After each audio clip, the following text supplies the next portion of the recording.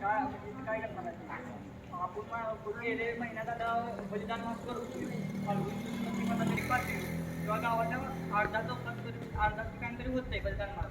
पण बलिदान मास नक्की काय, बलिदान मास म्हणजे काय हे माहीत तुम्हाला तुमच्यापैकी बऱ्याच माहीत असेल किंवा नसेल.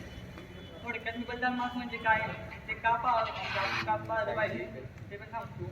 बलिदान मास म्हणजे काय, हिंदवी स्वराज्यासाठी प्रचंड झुंज देणार आहे. हिंदवी स्वराज्याचे छत्रपती धर्मवीर संभाजी महाराज यांना मेहून निघून शिर्के यांच्या फितुरीमुळे संगमेश्वर येथे मुशर्रफ खानाने पकडले. त्या पकडले गेल्या क्षणापासून त्यांच्यावर अनंत अत्याचार करण्यात आले.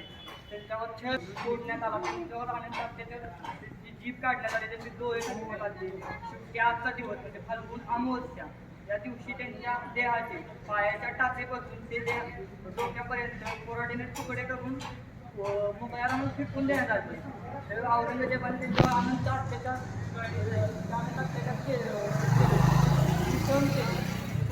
ते तुमच्या माझ्या म्हणण्यासाठी म्हणण्यापेक्षा समस्त हिंदू धर्मासाठी त्यासाठी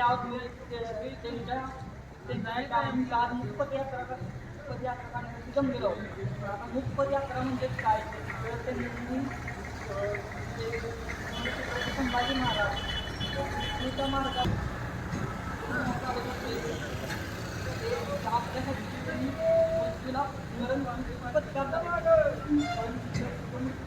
त्यांच्या देहाला जो अजून मिळायला पाहिजे होता.